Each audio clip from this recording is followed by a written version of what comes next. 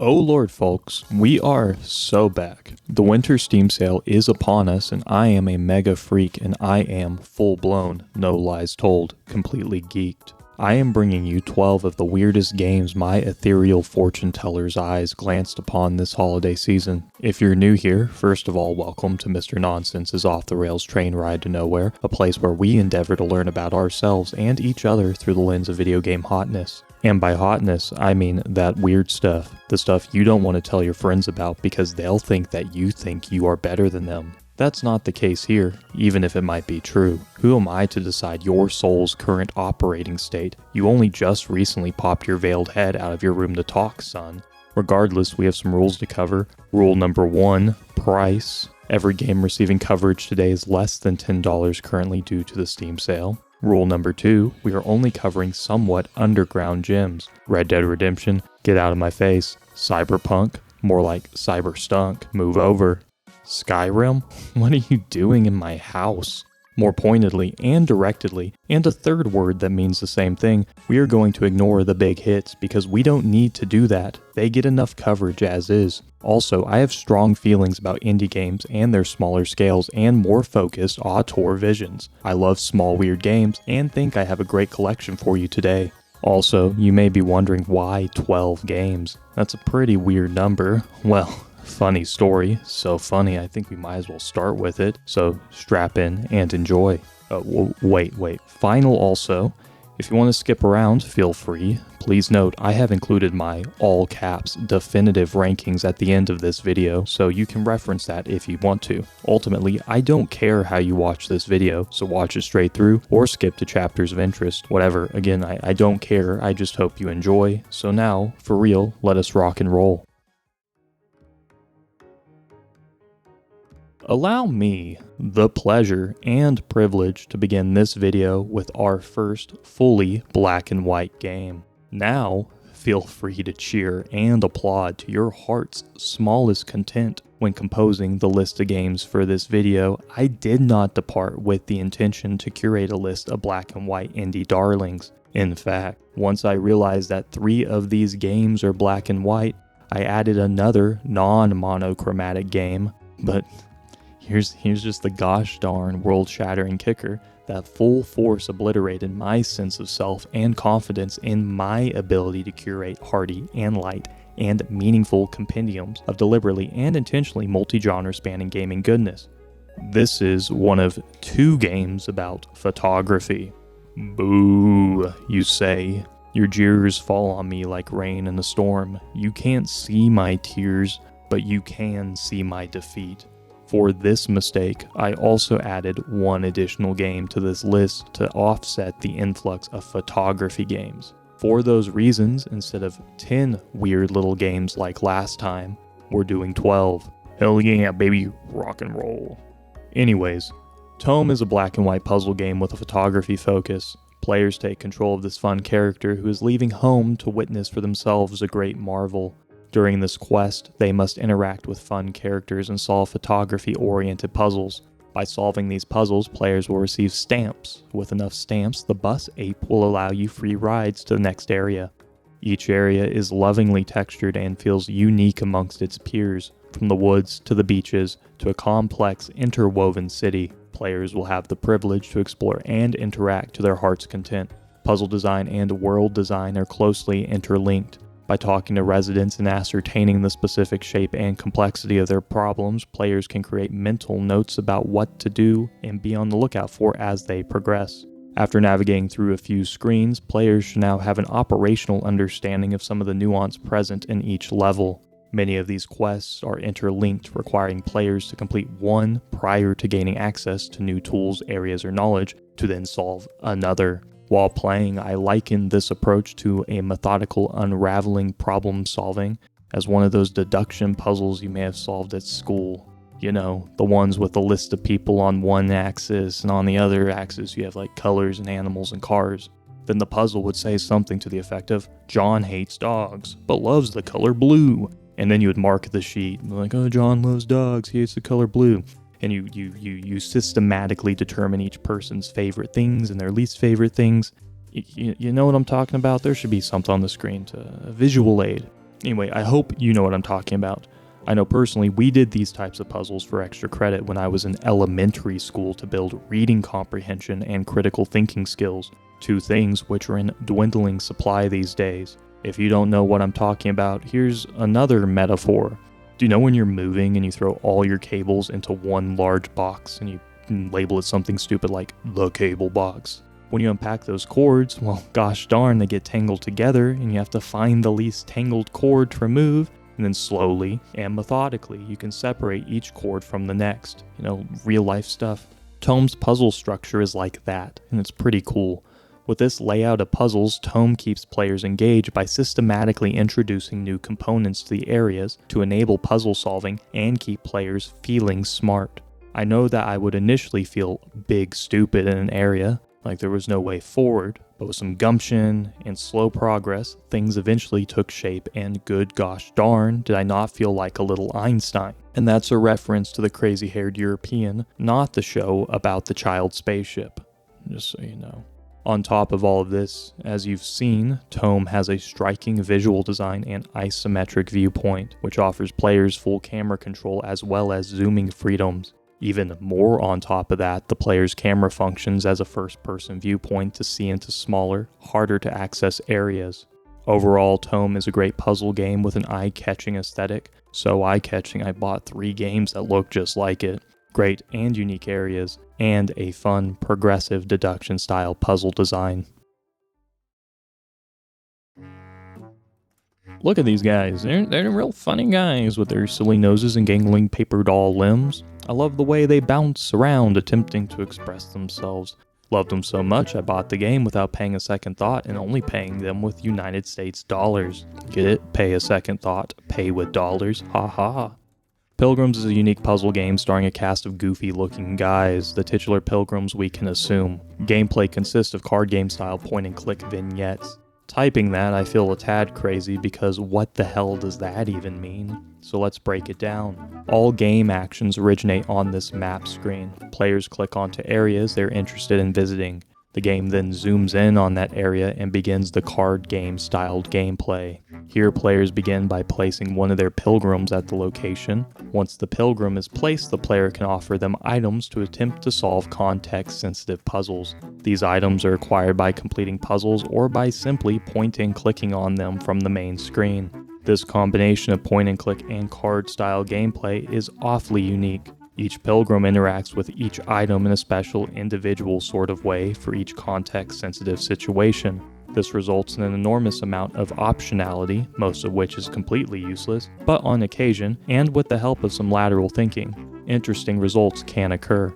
Story-wise, the game's primary goal is for our main traveler to afford a boat ride. Along the way, he encounters other pilgrims with unique problems which require solving. By solving these pilgrims' problems, our main adventurer steps closer to his final objective. Along the way, optional events can transpire with the lateral thinking puzzle-solving brain I discussed earlier. These optional scenes are effectively this game's collectibles. They materialize in the form of illustrated playing cards and a collection menu. Finding these cards and experiencing all of the unique scenarios is this game's secondary goal and required for y'all 100%er freaks out there. The mainline puzzles are all laid out in a relatively straightforward fashion. Players can easily ascertain the wants and needs of these characters and the shapes of their puzzles, even if finding the exact puzzle key to the quest giver's keyhole can often lead to an obtuse point-and-click moment. Overall, I don't think any of the mainline story actions are too obfuscated or niche to derail a player or require the employment of an online walkthrough. I beat Pilgrims in about 40 minutes, finding a handful of alternative secret vignettes. Upon completion of the main quest line, I felt as if I completed much of what the game had to offer, but was astounded to see how much I was truly lacking. This realization made it clear that Pilgrims is a game you are intended to replay multiple times with the intention of finding new secret moments and interactions with these characters. If this type of point-and-click card game style character-driven puzzling entices you, Pilgrims is likely worth a purchase. In my previous videos highlighting weird and indie developers, there's been one consistent developer recommendation: Fever Dream Johnny. So imagine my shock and surprise when I, by sheer accident, dropped one Orbo's Odyssey big round headfirst into my Steam shopping cart, only then to realize that this titular round-headed noggin dropped Orbo is the loving creation of that very same Johnny. Boy howdy, God loves me so much more than other people, because it's like my hobby that I treat like a second job is done for me by the will of beings incomprehensible and terrifying to conceive. Thank God. And hello, Fever Dream Johnny. Orbo's Odyssey is a fast-paced 3D platformer with a quirky story and collectathon elements. Orbo's story follows the titular Orbo and his friend, or maybe enemy, Peeb, as they try to get out of their boss's office. The only way out is for Orbo to venture into 4 unique levels to collect gears to assemble an arm to turn the handle to open the obstinate enemy door. Yeah, the story's silly and mostly just a tool to propel Orbo and by extension the player into the fun platforming action. Gameplay consists of navigating 3D platforming levels, utilizing a wide variety of unique platforming strategies. Orbo, of course, has access to a standard jump, but also has a pseudo double jump action, which sees Orbo turning into a torpedo and massive fast launching across the landscape. While torpedoing about, the player can flick the camera in the direction they want to aim and continue their progress. If speed is what the player is after, they also have access to this Sonic the Hedgehog type ground wheel, which bounces at ludicrous speed and allows players to go from 0 to supernova in a fraction of a moment. Of course, Orbo's gameplay is not entirely dependent upon speed. There's also an aspect of precision, so Orbo is equipped with a smaller vertical propeller jump which allows for more control over precision landings. In combination, these variable jump mechanics make navigating even the most mundane aspects of a level a great joy.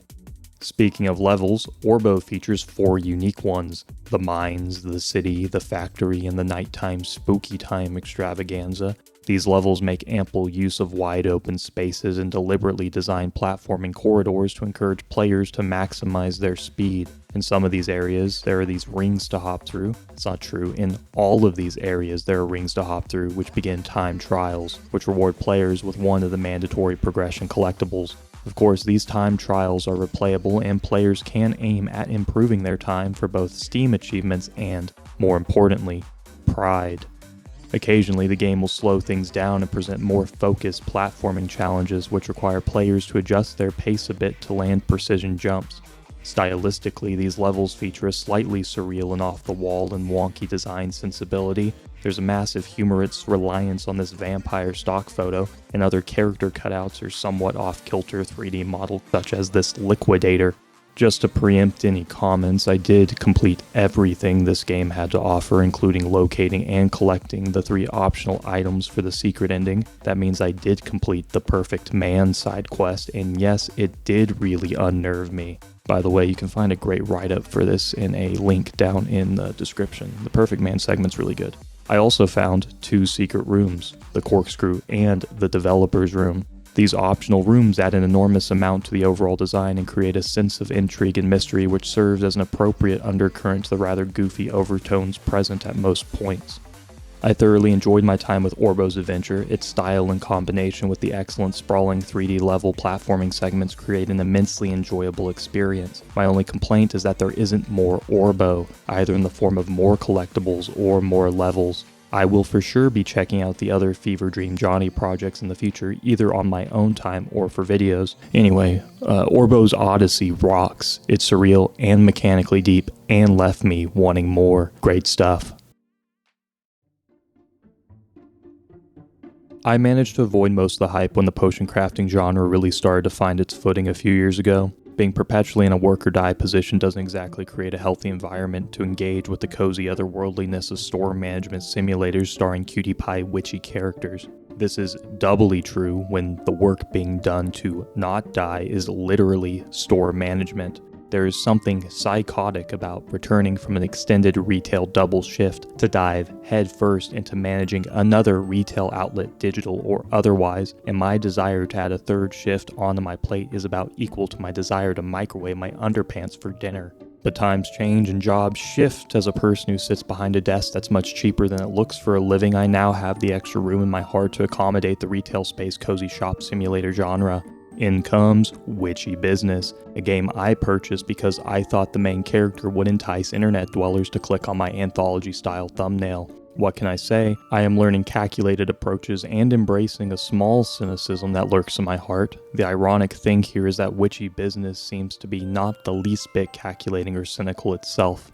In Witchy Business, the player takes the role of this witchy lady as she embarks on a retail-oriented quest. The gameplay loop is as follows: work at your witch's stand, take and deliver orders, blast away thieves and ghouls, help out the townsfolk with their unique requests, feed your cat, clean the table, and close up shop. Once closed, players gain access to the map screen, which features the following locations: the garden, where players can grow ingredients for crafting as well as receive some passive benefits; the bazaar, where players can purchase ingredients. More ingredients are offered based on reputation, and for a price the shop can be re-rolled to enable players the opportunity to find specific ingredients they may lack. Next up is the Academy, where players build friendships with other wizards and witches as well as receive rewards for completing ambient quests. Finally, we have the Workstation, where players use their ingredients gathered from the garden or bazaar to craft goods ordered by the townsfolk earlier in the day. Orders are all on timers, which allows players to prioritize their crafting, especially if supplies in stock are running low. Crafting is simple and focused on minigame style inputs. Players will reference their grimoire to add ingredients to the pot, crush and grind ores in a mortar and pestle, and meticulously mix these ingredients to an appropriate texture. After completing crafting for the day and visiting all locations of interest, the day ends and the cycle repeats. This cycle becomes more hectic and complicated as the player progresses and purchases additional upgrades and mechanics for their storefront. That's basically the game. I played about 90 minutes to get a solid first impression and left feeling accomplished and relatively relaxed. But that may be because I turned on this ADHD/autism filter, which disables repetitive noises and beeping alarms. I have never seen a feature like this before and felt spiritually obligated to turn that sucker on immediately. To conclude with a more analytical and less literal assessment of the proceedings, Witchy Business is a game. It's fucking stupid, of course it's a game. Witchy Business is a game with an airtight gameplay loop. The art is fun, with excellent and expressive character designs. The music is breezy and not insistent, and the mouse controls work like a dream. The game offers plenty of difficulty options for more experienced players and scales in complexity and depth as the player familiarizes themselves with the mechanics and begins amassing enough currency to purchase upgrades for their stations. As a potion game novice, I felt like this game hit all the marks that I have mentally compiled in my head from being an outside potion games observer. If this genre is your thing, this game likely fits your mental proverbial bill as well. If this genre doesn't appeal to you, then I genuinely don't believe there's enough here on offer to sway your stoic and set spirit. The game is good, but it's not a paradigm-shifting world obliterator. It's just a small potion game that's pretty fun. It's a nice little time sink. Restless Soul is a quirky twin-stick shooter that flaunts a particular sense of humor ad nauseum to its own benefit and detriment in equal measure. At its core, Restless Soul is a simplistic twin-stick shooter who's just about as hollow as a ghost under a sheet. What I mean is there's not really anything there. You knock on the door to trick or treat with mom or dad, and nobody comes to the door, or in Restless Soul's case, someone does come to the door, but in their ornate candy dish you find nothing but empty boxes of Mike and Ikes. I'm mixing metaphors here, let me try again. Restless Soul is like going to a steak dinner to realize that you won't be eating a beautifully prepared medium rare filet mignon. Instead, you'll be staked, like a vampire, and fed to the ravenous future wolves who commandeered the spacecraft. Yeah, we're on a spaceship. No, I won't explain. You just have to wait for my novel like everyone else. It's gonna have all your answers. Ultimately, if I drop the coy and cavalier and kooky joke mask, Restless Soul is disappointing. Whenever I peruse the sale list, Restless Soul click jumped into my Steam shopping cart with incredible dexterity. A twin-stick shooter with a fun retro 2D 3D aesthetic that boasts a Paper Mario flair and comedic edge. Awesome, you're coming home with mama, I said to myself and only myself, and maybe you just now, but mostly myself. But what I found just didn't hit the proverbial spot. Restless Soul's gameplay loop is as follows. Engage in some oddball dialogue that propels the player into a new area. The player walks about and engages with unique goofy goober characters, finds some secrets, and moseys to a combat zone. In that combat zone, players engage in twin-stick shooter battles against shallow enemies. After a series of these shallow encounters, the player arrives at a boss which has a MacGuffin, and in some way enables the player to progress to the next zone. Repeat, I only made it through 3 cycles of this game's repetition loop and was not grasped two-hand Homer Bart Simpson fatherly love comedic sincerity style. Combat has no punch. There's no sense of engagement. Bullet shots are landed, but there's nothing of merit here. There's no satisfying hit stun or punch. Like I said earlier, it feels hollow. The bosses I fought employed more devious and difficult patterns, but nothing to write home about. If there are more complex enemies and room patterns and bosses with big-time tough guy difficulty later in the game, that's great. However, I strongly believe when attempting to engage a player, a developer, all caps, must lead with their best material. What Restless Soul offers is mediocre at best, and that is only discussing the gameplay. I haven't even touched on the writing. Like I mentioned, when I lightning-fast cart added Restless Soul on Steam, I was enchanted by the fact that this game owned proudly a Medal of Honor style comedy tag. Games are occasionally funny, but humor's subjective nature in video games' unique player inputs makes landing jokes more challenging than any other parallel traditional media.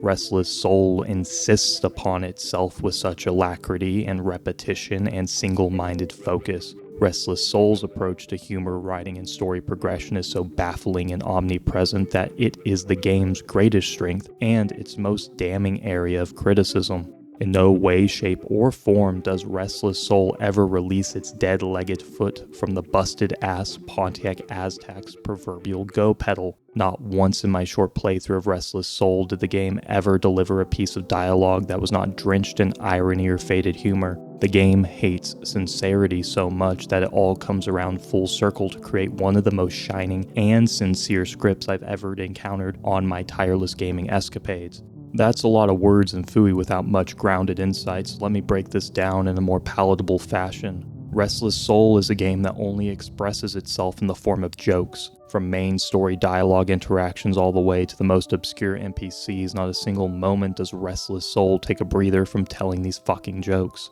These jokes range from puns to character-driven gags, and all the way to fourth-wall-breaking meta-commentaries. Some of these jokes landed for me, and they better have, with literally every text box in some fashion either progressing a joke or delivering a joke, setups and punchlines. It would be the greatest shame for none of them to land. Restless Soul thinks it's hilarious. With meta-driven games players pandering nonsense to millennial cringe, it just keeps insisting what it believes is the ultimate gospel-based humor truth. I hate it. And I appreciate it with every fiber of my decaying mortal being. It's like being stuck for an extended multi-hour car ride with somebody who fancies themselves a bit of a George Carlin or Bill Burr. It's exhausting. However, I love it because this developer put forth their vision and stuck to their guns and made something for themselves. I can imagine this game was a hoot to make and a joy to write. Just like watching your little sibling or cousin at their first band recital. They sure are tooting their horns up there. I'm sure they're having a grand old time, having a lot of fun. But me, personally, I'm not having a ton of fun down here. Overall, I think Restless Soul is a weak addition to the pantheon of twin-stick shooters. Its unique approach to story and humor will offer some players a grand old time, but for this curmudgeon it mostly fell flat and felt like a tired, half-baked, reheated leftover casserole of a game. The Indigo Parallel is a first-person experience. Now, that description may not fall into any of the pre-prescribed Steam tags, but that's only because when a developer so thoroughly embraces their own vision and sets their sights on something that normal folks can't see, well, there ain't gonna be no appropriate Steam tag now, is there? I intentionally categorized this game as a first-person experience because I genuinely believe that calling this game a walking simulator is a bit too much on the reductivist and pejorative side of things. If my newly branded first-person experience category is too esoteric for your category-hardened brain liking, then try this on for size. The Indigo Parallel is a first-person walking simulator with minor puzzle solving, moderate elements of uncanny horror, and a surreal approach to level design and narrative structure. In optimal conditions, the Indigo Parallel is best experienced blind. I've only shown footage from the game's first portion to try to obfuscate some truly stellar moments. I would go so far to say that even the game's Steam trailer reveals too much.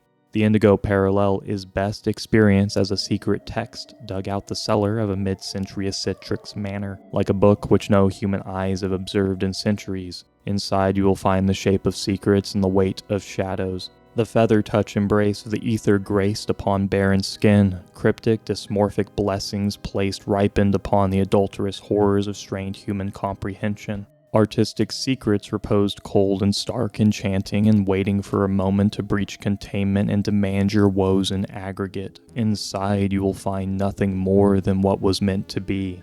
I believe the Indigo Parallel is a testament to what an individual's artistic vision and free-rein creative expression can create, a valuable monument to everything excellent a human can muster from their artistic slumber. The unique flair and grotesque menagerie of half-baked but somehow fully realized ideas shines as the ultimate complement to this bedraggled hodgepodge of ideas strung together by one human's imagination. There's more than enough here to warrant an extended summary and play-by-play that, almost certainly, the algorithmic gods would deem perfect and necessary and eminently watchable, but I stand firm in this stoic position. This game is best not spoiled and best experienced blind, or, in your case, as someone watching this Heretics segment, as minimally spoiled as possible. If you have any interest in eccentric, artsy, borderline horrific, awkward, meaningful, impactful, and earnest expressions of self through any media, not just our beloved video games, then the Indigo Parallel is worth your time. It's monkey time, mofo. Move over heartfelt expressions of self. We got a roguelite on our hands. Dunjungle is a side-scrolling action-adventure game with strong roguelite elements, very similar to Dead Cells in my estimation.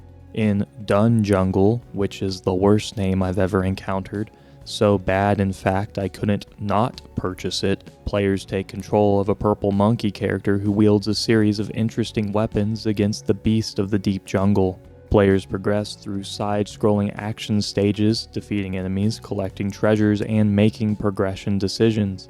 Paths branch at the end of each stage, offering players the choice between two progression options. The paths initially are obscured with question marks denoting areas of interest and mystery, but after an initial visit, the question marks vanish and instead reflect the room's true utility and reality. On the topic of rooms reflecting reality, combat rooms are clearly denoted with their difficulty level and their rewards on offer. More skulls equals more enemies, more up arrows equals more power-ups on offer. Less, of course, will, you guessed it, equal less. Pretty simple stuff. While navigating the combat floors, players will make use of a primary melee weapon and up to 3 ranged weapons. All weapons have innate stats and effects, but also offer the player flexibility to add elemental buffs to further incentivize item synergy and to make each run through the jungle feel even more unique compared to its peers. Throughout the jungle, there are chests containing these elemental upgrades as well as new melee and range weapons. To fully bolster the player's inventory, there are also relics which augment innate stats or add passive benefits to each run's individualized build. The combat mechanics themselves are fast and fluid. The inclusion of multiple range weapons and varying relics create a fun decision-oriented gameplay loop where players can either approach each run from a boots-on-the-ground, down-and-dirty melee style, or from a more ranged approach. No matter what, whenever I was damaged or defeated, I felt responsible for the loss. All mistakes originated from my less than dexterous fingertips. Nothing feels cheap, and every loss offers the opportunity to learn something new to employ on future runs. Upon concluding a run through the jungle, players will respawn in a peaceful hub area. In this peaceful hub, players will find all sorts of passive upgrades which provide additional utility or strength inside of the jungle. There are 2 meta currencies used to purchase passive upgrades. The first is this purple stuff of ill repute and devious construction. With this, players can purchase benefits such as increased healing, more item choices, and an increased shop spawn rate, amongst other still unlocked and secret things. The second currency is diamonds. With diamonds, players can purchase new melee and range weapons for use in the Dunjungle. Just look at the sheer number of weapons on display. There's so much mix and match optionality that playthroughs are all but guaranteed to remain highly replayable. Overall, Dunjungle is a game with a terrible name, but a fun, fluid, action-slanted roguelite flair. This game is definitely a must for fans of the genre, or people who enjoy side-scrolling action games. I'm not gonna lie to you, I bought this game because it was called Stonks 9800, or Stonks 9800, and that's just stupid. I expected to receive a bare-bones and hyper-stylized stock market simulator, but what I received was so much more. Note that this game is currently in early access. Typically, I avoid these games since their developments remain in flux, but I just could not deny to myself, my soul, or my better thoughts, the privilege of playing publicly a game called Stonks 9800. So, be warned that some of the content discussed in this mini review vignette anthology breakdown could be outdated for viewers in the near to distant future. Stonks 9800 is a stock market simulator game that takes on the historic perspective of 1980s Japan. For those of you who don't have any context for the significance of this period, let me explain. Japan's economy had been growing since the cessation of the Second World War and the eventual exit of the United States military in the 1950s. In the 1980s, Japan found themselves in a position of great economic power and influence due to their domination of tech-related fields. This economic miracle would phenomenally begin falling apart after an economic bubble pop in the early 1990s. In comes us, the lowly 1980s Japanese day trader hoping to make a quick fortune riding the waves of one of the world's all-time great economies. Stonks 9800, or just Stonks from this point forward, is a game that offers very little in the form of tutorialization or goal setting. You're mostly just plopped in front of a series of dashboards with numbers and graphs that more than likely don't mean jack diddly squat to you. I was genuinely quite confused as to how any of this interface operated and how I was expected to go about creating my Japanese economic miracle millions and millions and billions and so forth. And let me tell you, initially I did nothing but hemorrhage cash, make terrible investment decisions, sell at inopportune times, and go into so much debt I had no choice but to take on part-time employment to pull myself out of the gutter.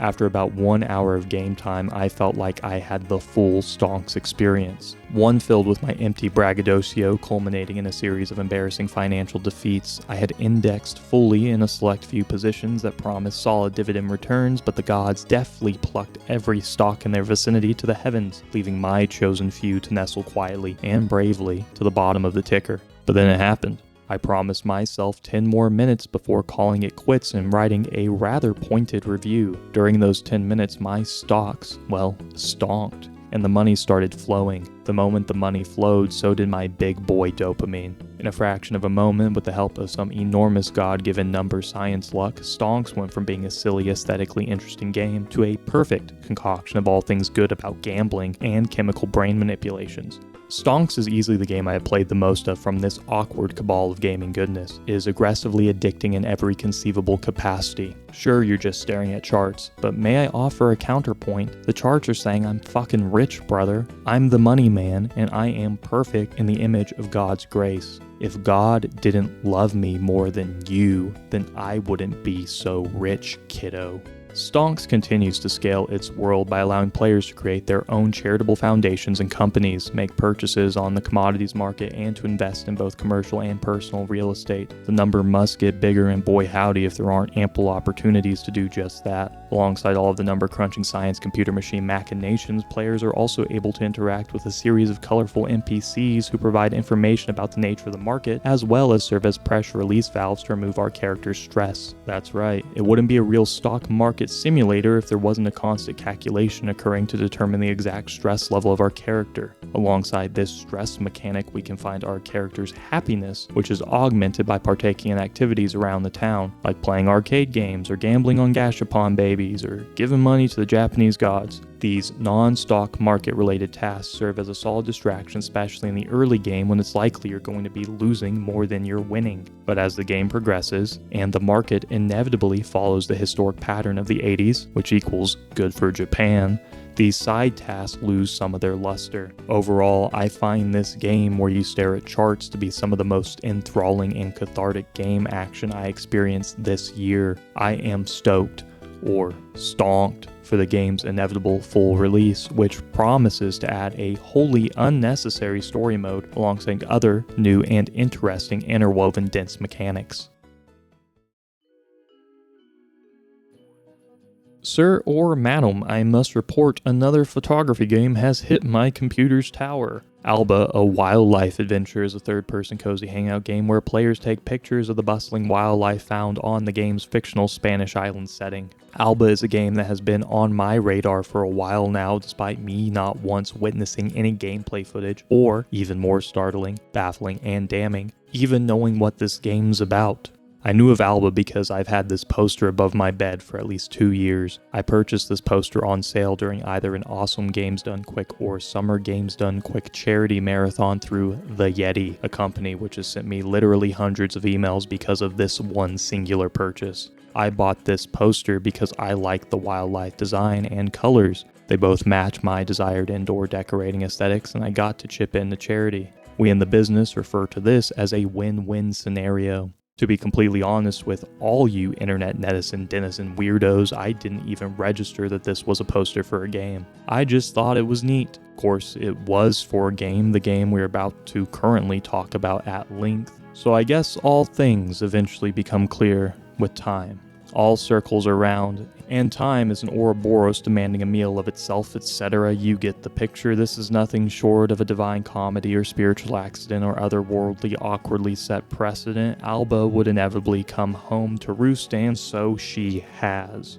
Now back to our regularly scheduled bloviating. Oh, woe is me and you alike. Another game where you take pictures and don't kill, murder, gun blast, shotgun, whole hog monsters or enemy insurgents. The horror. The agony. I want more kill murdering in my video games, but you keep playing games about looking at stuff and talking to people. My eyes, my sensibilities, like ice being launched into the sun or a pig in church, I weep. That's enough of that. Let's break down how TOEM and Alba differ, because they're both photography games. You see, TOEM is a photography game with a puzzling subcategory. TOEM is adamant about its level structure and game's relatively intense interwoven puzzle and level design elements.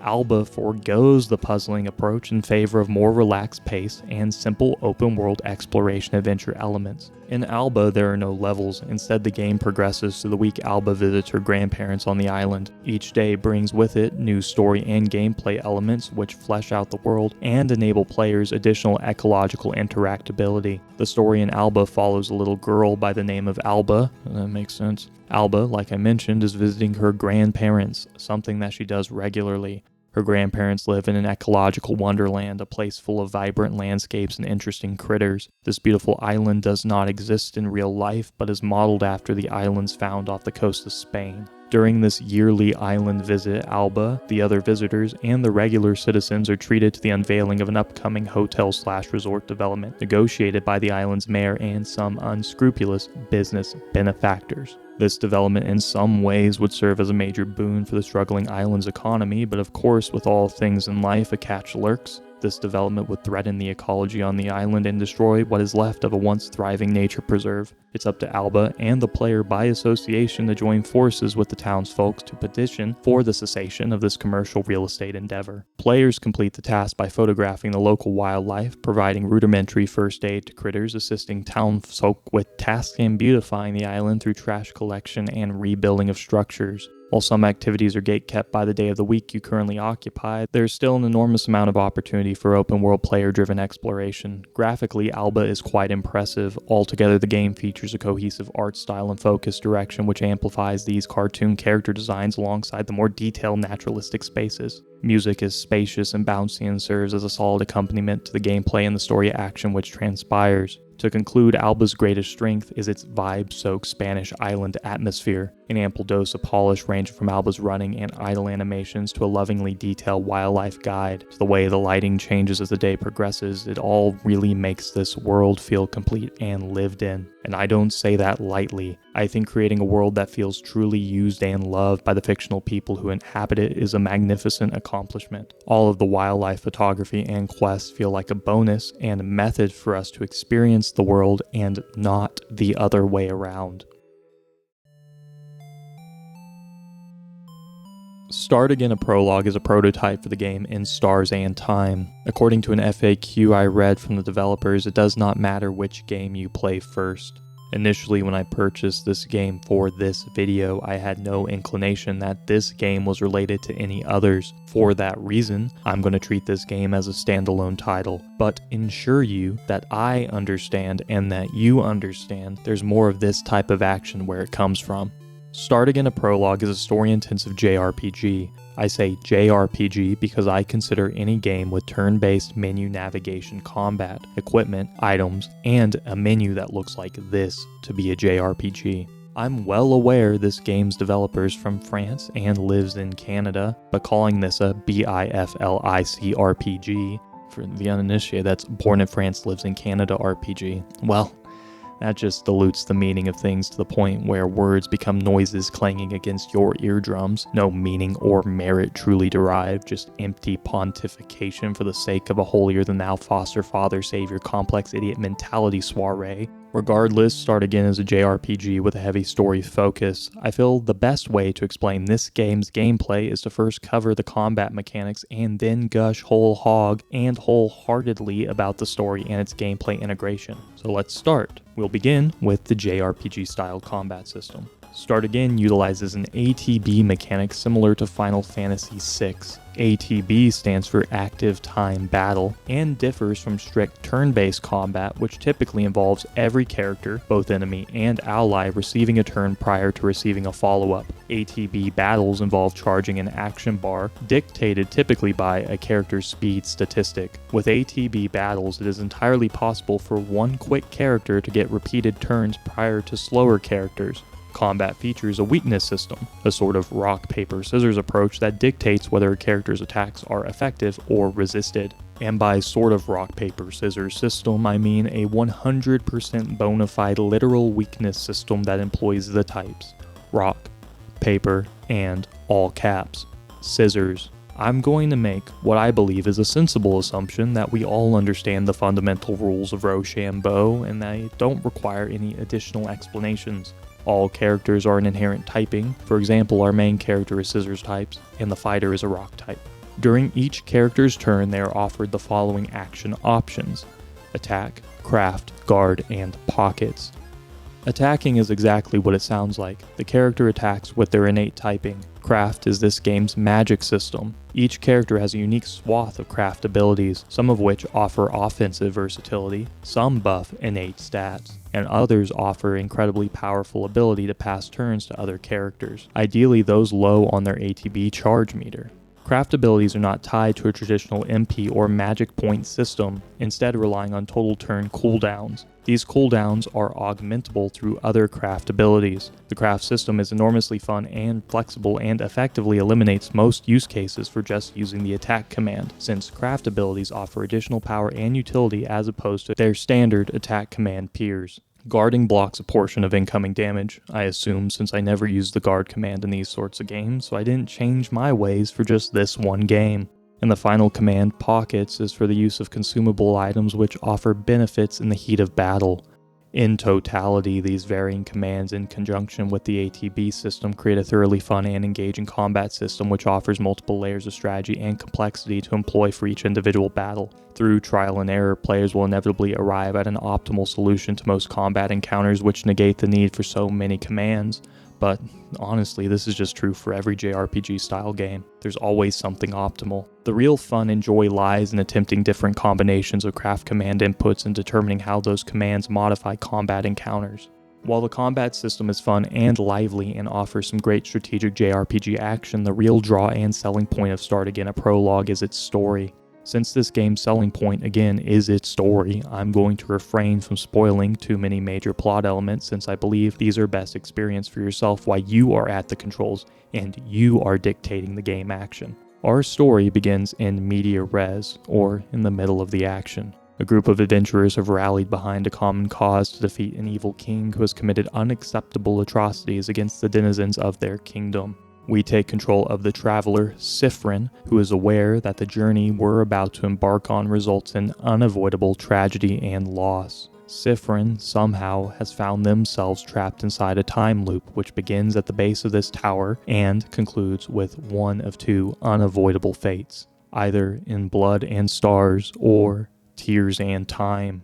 It's unclear how many times Siffrin has lived their brutal fate, but it is heavily implied it is far too many to reasonably count. Siffrin has memorized his companion's self-assured speeches about friendship and change, the location of progression items, and even moments where they can casually sneak the touch of another human. Siffrin, in their eternal looping torment, is internally falling to pieces while their compatriots have no idea the state of affairs they contend with. Siffrin bears the burden of either holding themselves together to convince their allies that they are none the wiser to the inevitable fate which lurks at the head of the tower, or to fall to pieces and deny their most base urge to act as if everything is okay. Ultimately, the player is responsible for making decisions regarding Siffrin's actions and reactions. The basis of these reactions form the way the story and dialogue play out. If this type of looping, character-driven, dialogue-intensive, repeated playthrough story progression appeals to you, then I genuinely believe this game is worth a look. I'm going to halt on review and analysis there, since any further thematic breakdowns risk spoiling some truly excellent moments scattered through this game's short runtime. Here to save us from our muted tone monochromatic overlords is bonus game number 1, Babushka's Glitch Dungeon, a retro graphics-inspired 2D side-scrolling indie puzzle platformer. In Babushka's Glitch Dungeon, we take control of the titular Babushka through a series of puzzle platforming challenges. During these challenges, players will encounter all manner of glitchy ghouls and wildlife. No matter, however, since our Babushka is equipped with her handy-dandy broom to sweep and whack away the glitches with preternatural ability. Along the way, players will encounter a litany of power-ups which enable Babushka special properties while negotiating the exact layout of this dungeon. A green high jump, which does exactly what it says, a beige ladder ability, which unlocks a wall climb, and a red hover spell, which is my personal favorite, and by far the most interesting, which allows players to walk over gaps without jumping. Oh, and there's also an invincibility power-up, which allows Babushka to meander through the more powerful glitch concentrations that her broom is insufficient to wallop. While puzzle platforming, players can have up to 2 power-ups equipped. Intelligent swapping while using these power-ups creates interesting puzzle solutions and traversal dynamics. While broom whacking opposition and puzzle platforming, players can also hunt down angel egg collectibles and glitch cubes, which serve as a currency for non-linear power-ups. These power-ups include a simple broom boomerang or a broomerang, and a more complex broomerang-related warp. Overall, there are 5 stages in BGD, a tutorial, 3 standard stages, and an in-game segment. Contained within each levels, players will engage with unique mechanics and level-specific power-up combinations. Each level contains a series of screens which are either more platforming or puzzling-oriented, or, under optimal conditions, both puzzle and platforming in equal measure. At the conclusion of each level, there's a boss enemy which excel in introducing elements from the levels to create interesting arenas for the boss fights to play out. However, I find these boss combats by far the most lacking element in the game. At times, they feel like a substandard hodgepodge of well-intentions but functionally serve little purpose in tandem with the puzzle platforming proceedings. It feels like the developer wanted boss fights more than BGD needed said fights. I'd be more than content for these fights to be removed and replaced with more gauntlet-style puzzle platforming, since that is what Babushka does best. Did you guys know that I was something of a big man on campus myself? People would come up to me and they'd say, "Yo, big man, you are so on campus right now." And then I'd graciously reply, of course, "Yes, I am." This happened. And this is a reflection of real life, and you are so gosh darn blessed for me to share this gift of an anecdote with you to serve as a bridge into our next game. 2 Point Campus, our second I'm Sorry game. This one exists to make up for the fact I accidentally selected 2 photography games. Whoopsie. In 2 Point Campus, you sim-style top-down manage a small college with the hopes and intentions of turning the campus into a thriving, well-renowned, multi-tiered university. As this new college's top-level administrator, you are responsible for course programming, logistics, and layout. But more than those top-down macro-level elements, you must also contend with requests from students and faculty on how to improve the campus. These requests are sometimes warranted, such as purchasing new equipment for the classrooms, but other times the requests are downright loony, like purchasing some expensive nonsense for the student lounge. And here lies the charm of these 2-point games. The give and take, tug and pull between sensible logistical matters and the downright ridiculous. Players make adjustments to the campus from this eye-in-the-sky deedle throne viewpoint. From our perspective, there is no ceiling on this building. We can see the heart and guts of the action. In this metaphor, of course, the heart is the goofy items and the guts are these even goofier characters. Each character, both student and staff, have a name and unique feelings about their environment and collegiate experience.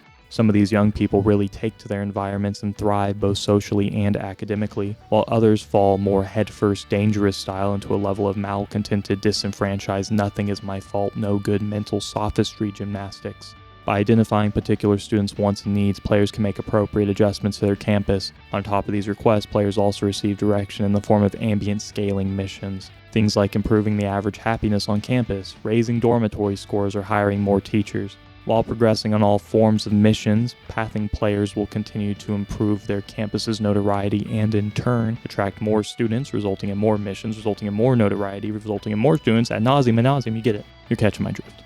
This steady progression gameplay loop creates predictable and stable gameplay while also introducing new bells and whistles that micro-shift the way a player approaches campus designing for micro-administration. Personally, these games aren't really for me. Every few years, I break out some newish top-down sim-style simulator game to realize the same indelible truth. These games are pretty boring. To me. That's important. These games are boring to me, not you, not your friends, or my friends, or your favorite horny VTuber, you freak. To me, just me. You're allowed to do whatever you want, my child or elder or peer. This life is yours to be free, to be kind, to be wickedly talented, etc. You're a top-tier drift catcher, I know.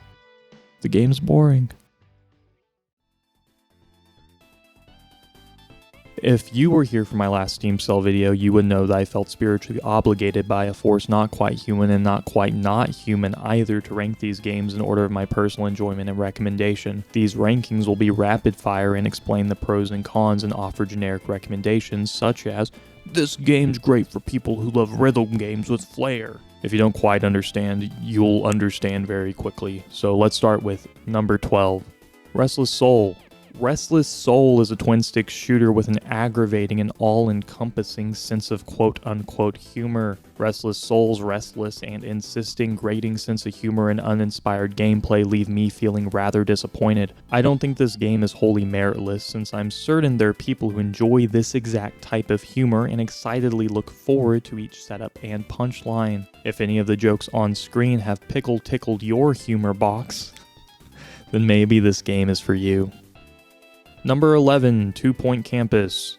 2-Point Campus is an eye-in-the-sky God view simulator game that involves players taking on the role of a college administrator. Players design their college's layout, course offering, and student amenities. I recommend this game to anybody who likes these style of games, but like we covered, I think it's boring. Number 10, Pilgrims. An interesting and breezy puzzle game that offers a fair bit of replayability thanks to an engaging gimmick and super fun characters. I recommend this game for anybody who enjoys point-and-click games or is looking for a stylistic short puzzle game. Of course, if you consider extended runtime important, this game's definitely not for you. Number 9, Witchy Business. Cozy store management game with a cutesy art style and multiple difficulties. Witchy Business is the first game I've encountered with an ADHD/autism filter, which is pretty cool. I'm always down for more accessibility options. The game has a scaling difficulty and multiple unlocks to keep things as interesting as possible. Mileage may vary depending on if you find this genre engaging. I recommend this game for people who are into retail management simulators or games with a cozy aesthetic. Number 8, Babushka's Glitch Dungeon, which I may have called Babushka's Puzzle Dungeon at some point. Solid puzzle platformer with some novel ideas that does not overstay its welcome. I would not have minded a few more levels with additional power-ups, but judging this game for what it is, it's still solid across the board. I recommend this game for people who like 2D puzzle platformers or are looking for the most indie game of all time. And yeah, that is a mild pejorative. Number 7, TOEM, a photo adventure. Stunningly and completely coincidentally, our 7th best game is also our 2nd best black and white game and our 2nd best photography-oriented game. TOEM's approach to photography gameplay is more puzzle-oriented than its peers, and its approach to black and white is literally the same because it's black and white. What more do you want? TOEM's overall puzzle design feels like unraveling a ball of yarn. By that I mean, with each puzzle solved, you gain more information about the world, enabling you to solve even more puzzles. That, in conjunction with the fun characters and quirky game world, make for a great little time. I recommend this game for people who like puzzle games. Number 6, Alba A Wildlife Adventure. This sale's Best Photography Game award goes to Alba A Wildlife Adventure. I also want to award Alba with our Best Cozy Game award. This makes Alba a 2-time winner in the Bigly Idiot Awards, one of this website's finest traditions. If you're the developer, I will send you your award documents by carrier pigeon. I recommend this game to people who enjoy cozy games or exploring small-scale open worlds that feel thoroughly lived in. Number 5, Start Again, a Prologue. Start Again is an excellent turn-based JRPG, or in its case, a BIFLIC RPG. This is a story-forward game with an interesting time-looping mechanic. On a moment-to-moment basis, players will dictate how our protagonist responds to their eternal torment. I enjoyed the in media res approach to the story, as well as the interesting ATB combat mechanics. I recommend this game for people who like turn-based RPGs or like intriguing game narratives. Number 4, Dunjungle. Dunjungle is easily the game that has grown the most on me over this past week. My initial placement would have had Dunjungle a little closer to the 8 or 9 spot, but Dunjungle, the stupidest name ever, has remained highly replayable and skill testing. The gameplay is fast and difficulty level is ideal for a game of this style, which enables for flow state-like moments of gameplay purity. I recommend this game for people who like roguelikes or side-scrolling action games. Number 3, the Indigo Parallel. A grotesque menagerie of human imagination laid bare for all curious, inveterate games players. A game that most closely resembles a walking simulator, but I would wager deserves a separate categorization as a first-person gaming experience. The Indigo Parallel is uniquely itself and does not try to be more or less than it actually is. This game is best experienced as blind as possible, like I don't even recommend watching the stream trailer or looking at screenshots. Go in with as little knowledge as possible, and makes the big moments land better. I recommend this game for anybody who likes weird stuff, but be warned, this game is a bit unsettling at points and borders on horror, so if you like me are a big scaredy cat baby, maybe tread lightly. Number 2, Orbo's Odyssey. Ladies and gentlemen and others, we have an upset on our hands. I must repeat, we have an upset on our hands. Orbo is our silver medalist. Still a podium finish, but the hands-down favorite for gold was just decrowned. The silver medal is still excellent though, because of course Orbo's Odyssey is excellent. Orbo is packed full of some of the best and kinetic 3D platforming I have encountered in the past few years. Orbo proves that speed is possible inside a semi-open world Banjo-Kazooie Collectathon style level. On top of Orbo's excellent mechanics, the game has a stylistic art design and bumping soundtrack. There are a slew of secrets to uncover and a quirky story about the drudgery of office life. It's just a complete package and leaves little to be desired, other than, of course, more Orbo. Number 1, Stonks 9800 Stock Market Simulator. I was positive when I constructed this list that there was a 0% chance that Orbo would be unseated from the gold medal position. After all, my YouTube commenters had spoken nothing but praise for Fever Dream Johnny. But to my shock, and a little bit of awe, I found myself legit dopamine chemically dependent upon the stock market chart tracking excellence of Stonks 9800. I have easily dumped the most time into this game from this field. It's all killer, no filler, with a perfect gameplay loop and densely mathematical RNG number dopamine drip goodness. The fact that this is the only early access game on this list, and also my favorite, is an extreme testament to this game's innate value, and ultimately its potential as a fully realized release. I recommend this game to everybody, even to people who will hate it, because it's worth trying out. The worst thing that can happen is you're set back a few bucks. And what's a few bucks when we're all about to die anyway? Waka waka, where's the beef? And that about settles us for this round of our seemingly regularly scheduled programming. I hope that we've covered some games you never heard of before and sparked your interest in maybe making some purchases during the sale or even afterwards. If you're looking for some additional recommendations, I recommend watching my video about the Steam Autumn Sale, since most of those games are also on sale and have an equally odd flair. Please stay tuned for a quick afterword regarding my previous uploads and an update on the progress of the most video of all time.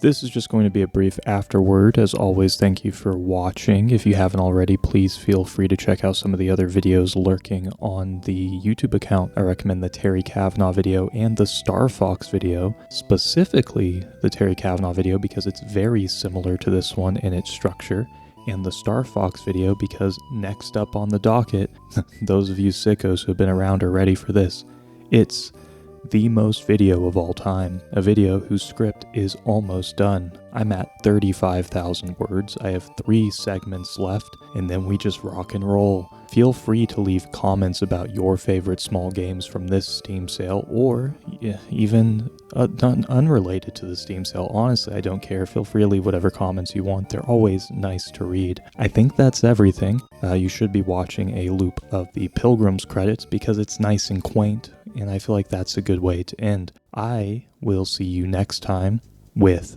the most video of all time. Thank you, and have a wonderful rest of your day or evening. Until next time.